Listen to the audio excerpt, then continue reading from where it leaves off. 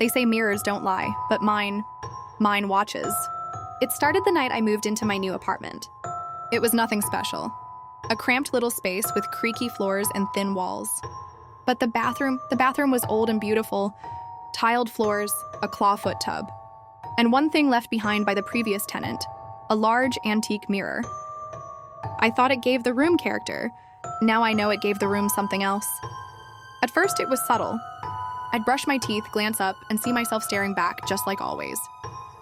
But one night, something felt off. I was brushing my teeth. I looked up and then saw myself still brushing. Only, I had already stopped.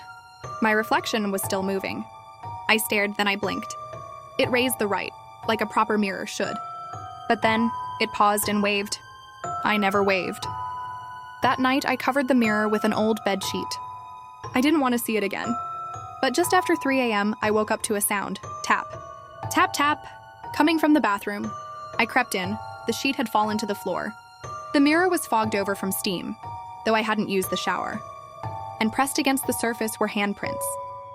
Small, pale. Not mine. And then came the whispers. Not loud, not clear. Just faint voices behind the glass. Let me out.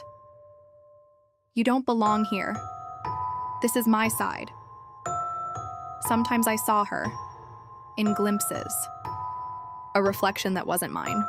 She looked like me, almost. Same face. But her eyes were a little too wide, her smile too long. Her movements delayed, like she was watching me, copying me. Wrong. I tried to remove the mirror completely. Behind it was a shallow space carved into the wall. Inside, I found dust, a rusty nail, and an old photograph. A girl, same face. My face, but not me. The back of the photo was labeled, Isabel, 1986. I looked her up.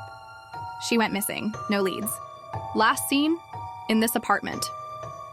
Last night, the mirror cracked. All on its own. This morning, I stood in front of it, but my reflection didn't show up. The glass was smooth, silent, still, and then she stepped into view. She looked at me, smiled. And now, she watches me from the other side. When I move, she doesn't. She's not mimicking anymore, she's waiting.